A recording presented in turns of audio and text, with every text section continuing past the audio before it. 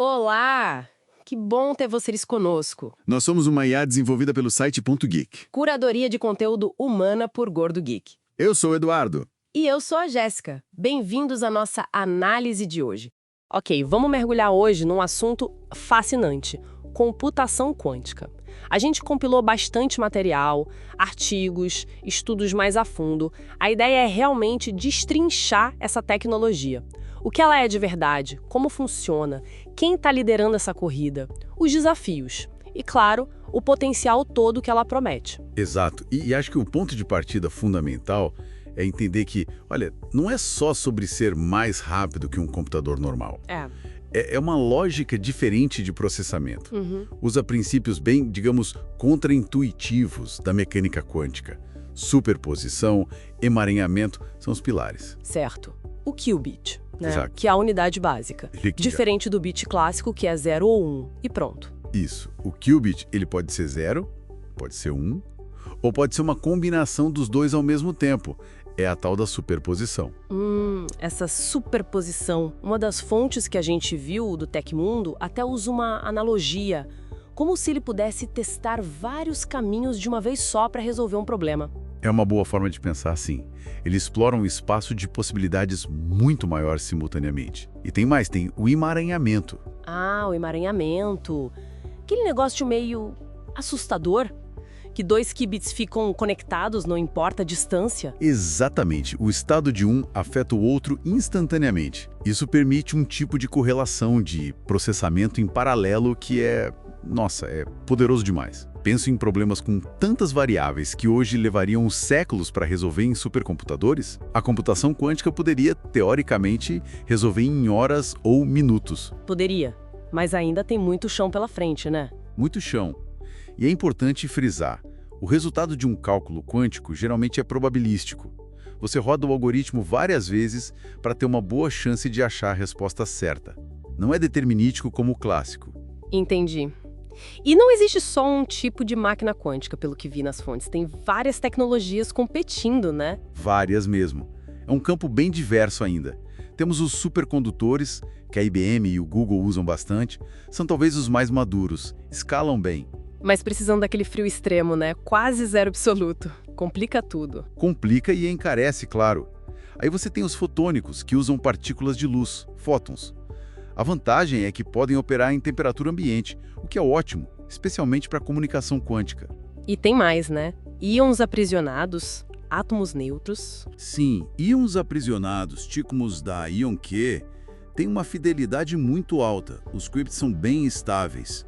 Mas escalar para muitos qubits é um desafio. Átomos neutros, como os da Atom Computing ou Quera, são mais recentes, mas prometem boa escalabilidade e flexibilidade. E a Microsoft com os qubits topológicos, que seriam mais resistentes a erros por natureza. Essa é a grande aposta da Microsoft, com os férmions de Majorana. A ideia é genial. Um qubit que se autoprotege, digamos assim. Mas provar a existência e controlar esses Majorana ainda é um desafio gigantesco. É uma aposta de longo prazo. Falando em desafios e avanços, uma das fontes mencionou uma startup, a Nord Quantic. Eles fizeram algo interessante com um qubit lógico, né? Sim, isso foi bem notável. Eles demonstraram um qubit lógico, que já tem capacidade de detectar erros, ainda não corrigir, veja bem, mas detectar usando uma única peça de hardware. Usaram a técnica com frequências quânticas duplas. Por que isso é importante? Porque as abordagens mais comuns precisam de muitos, às vezes centenas ou milhares de qubits físicos para criar um qubit lógico estável. Entendi. Então, se essa abordagem da Nord Quantic funcionar e escalar, poderia reduzir drasticamente a quantidade de hardware, o espaço, a energia, o resfriamento. Exatamente. É um caminho promissor para tentar simplificar essas máquinas complexas. Claro, ainda é pesquisa, mas mostra como a inovação está vindo de vários lados. E essa inovação alimenta a corrida, né? Uma fonte do Olhar Digital destacou bastante o avanço da China. Sim, a China está investindo pesado e avançando rápido. O computador quântico Origin Wukong, por exemplo. Esse mesmo já teria rodado tipo 500 mil de tarefas desde o início de 2024 e gente do mundo todo acessando pela nuvem. Isso. A fonte mencionava acesso de 143 países, com conexões chegando a quase 30 milhões. E, curiosamente, depois da própria China, os maiores usuários internacionais seriam dos Estados Unidos e Canadá. Uau! E já com aplicações práticas sendo testadas lá, em finanças, desenvolvimento de remédios. Mostra que eles não estão só na pesquisa básica, estão buscando aplicação. Enquanto isso, no Ocidente, os gigantes continuam na briga. A IBM tem um roadmap super detalhado, vão até 2033, mirando mais de 4.000 qubits já em 2025 com o Condor e focando muito na qualidade com o Heron e o System 2. E o Google, que anunciou a tal supremacia quântica uns anos atrás. O Google também tem metas ambiciosas. Querem um computador tolerante a erros, o marco considerado chave para aplicações realmente úteis até 2029. Estão trabalhando no processador Willow e no conceito de qubit lógico deles. E a Microsoft, além da aposta topológica, também faz parcerias, né? Sim, ninguém está isolado. Tem muitas parcerias, muitas startups como Rigetti, IonQ, D-Wave, Atom Computing, Alice Bob, cada uma com sua tecnologia, seu nicho. É um ecossistema bem vibrante, apesar dos desafios. E falando em desafios, agora a gente entra na parte complicada. Os obstáculos são enormes, certo? Enormes é pouco. O maior deles talvez seja a decoerência. A fragilidade dos qubits que a gente já comentou. Qualquer coisinha no ambiente, ruído, vibração, mudança de temperatura e, puf, o estado quântico se perde, a informação vira fumaça. Exato. É como tentar equilibrar um lápis na ponta, só que 1000 vezes mais sensível.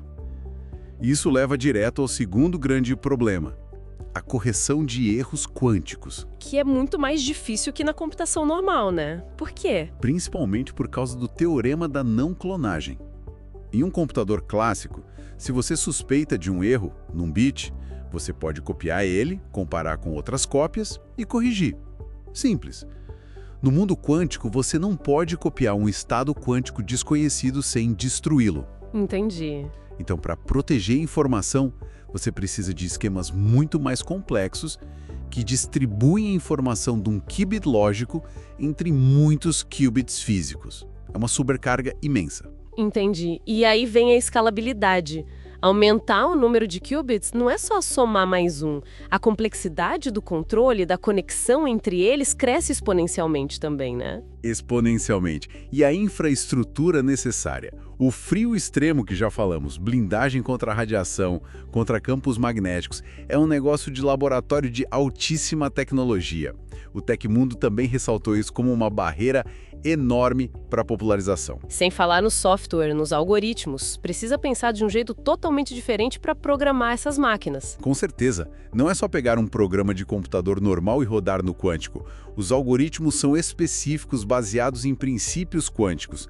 Ainda estamos aprendendo a falar essa língua. E tudo isso tem um custo, né? As fontes dão uns números assustadores. São bem salgados. Falava-se em algo como 10 mil a 50 mil dólares por qubit supercondutor. Montar um sistema de 1000 qubits, a conta vai para mais de 100 milhões de dólares fácil. Só o hardware. Mas a infraestrutura toda, refrigeração, pessoal especializado... Exato. Por isso que o modelo de acesso hoje é, na prática, via nuvem.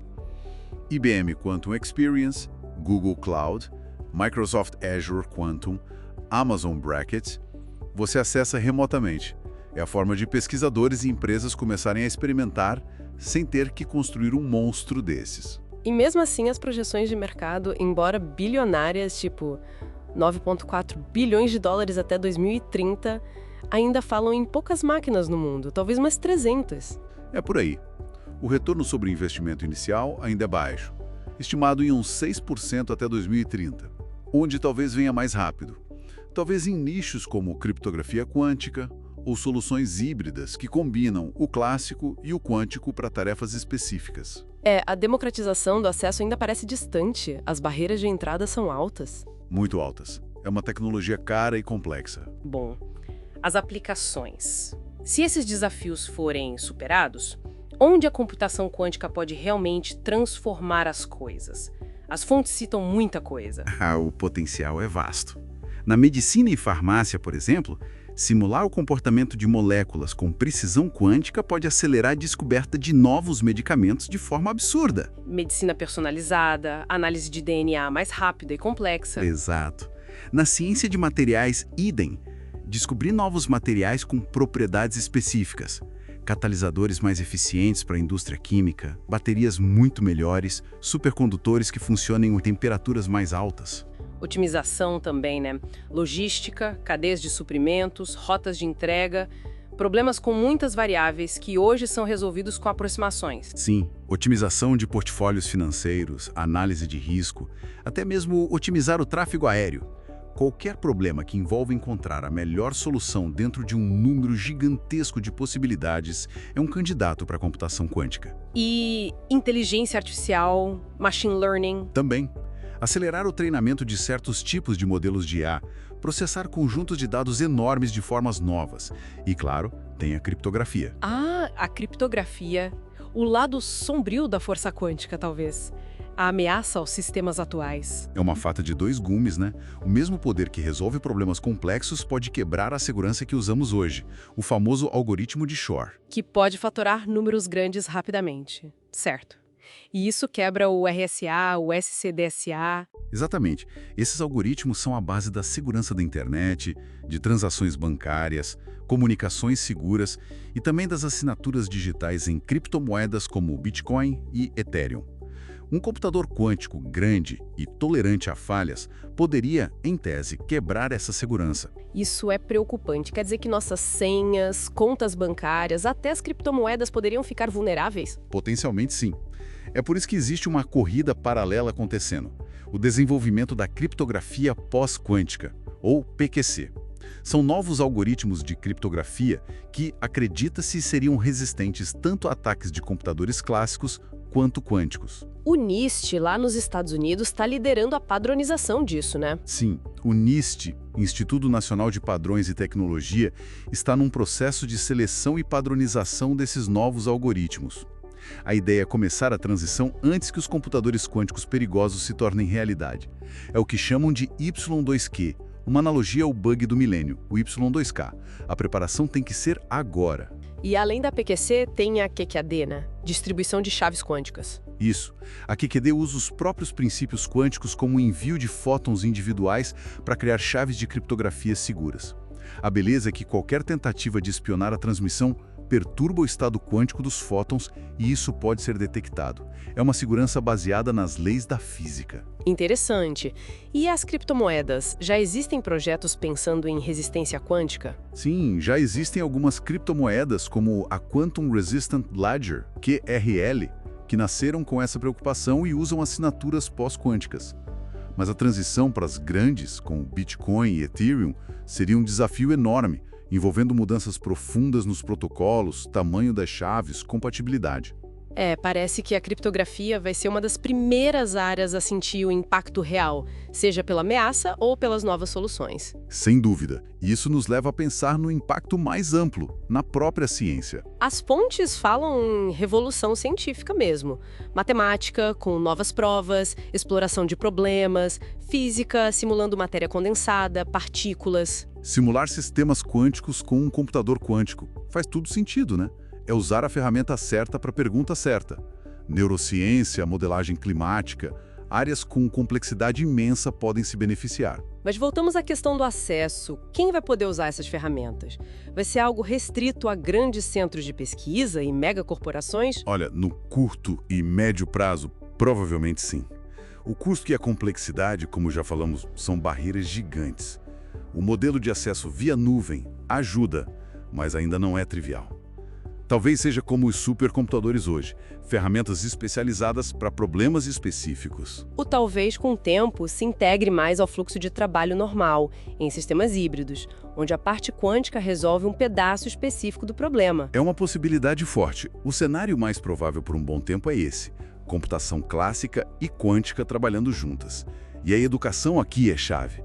Precisamos formar gente que saiba pensar quântico. E isso levanta questões éticas e sociais importantes, né? As fontes tocaram nisso também, com certeza. A primeira é a divisão quântica. Se só alguns países ou empresas tiverem acesso, Isso pode criar uma disparidade enorme de poder e conhecimento. Privacidade e vigilância. Se governos conseguirem quebrar criptografia em massa. É um cenário preocupante. A competição geopolítica, a corrida quântica, já está aí. Quem dominar essa tecnologia terá uma vantagem estratégica imensa. E o impacto no emprego? Novas profissões vão surgir, mas outras podem desaparecer ou precisar de requalificação massiva. Sim, e a responsabilidade algorítmica. Como lidar com decisões baseadas em computadores que funcionam de forma probabilística? E a sustentabilidade. Essas máquinas consomem muita energia para resfriar, embora possam ajudar a otimizar processos que economizam energia em outras áreas. São muitas perguntas complexas, muitas. E por isso é tão importante ter um diálogo aberto, multidisciplinar, envolvendo cientistas, engenheiros, eticistas, governos, a sociedade, para tentar garantir que essa tecnologia seja usada para o bem e não para aprofundar desigualdades ou criar novos riscos. Bom, então, para a gente amarrar o que vimos nas fontes, a computação quântica é, sem dúvida, uma tecnologia com potencial revolucionário. Promete avanços incríveis em ciência, medicina, materiais, otimização. Mas ainda enfrenta desafios técnicos gigantescos. De coerência, correção de erros, escalabilidade, custo. São barreiras reais. A corrida global está intensa. Grandes empresas como IBM, Google, Microsoft estão investindo pesado. Startups inovadoras surgem e países como a China mostram avanços significativos e focam em aplicações práticas. O acesso, por enquanto, é limitado e caro, sendo a nuvem o modelo predominante. E a ameaça à criptografia atual é real, impulsionando o desenvolvimento de soluções pós-quânticas e QKD. E as questões éticas e sociais precisam ser debatidas desde já. Exatamente. E talvez uma reflexão final, pensando um pouco além do que foi dito explicitamente. A gente falou muito de medicina, materiais, criptografia, otimização, que são as áreas mais óbvias, né? Mas, considerando essa capacidade única de simular sistemas complexos e otimizar em larga escala, qual seria uma área que talvez daqui a 1 ou 2 décadas a gente olhe para trás e diga: nossa, a computação quântica transformou isso também, mas que hoje ainda não está tanto no radar popular? Talvez algo como a otimização de redes de energia em tempo real numa escala continental, ou a modelagem super precisa de ecossistemas complexos para prever mudanças climáticas e seus efeitos, ou quem sabe até a compreensão de dinâmicas sociais em larga escala. Fica aí a pergunta no ar.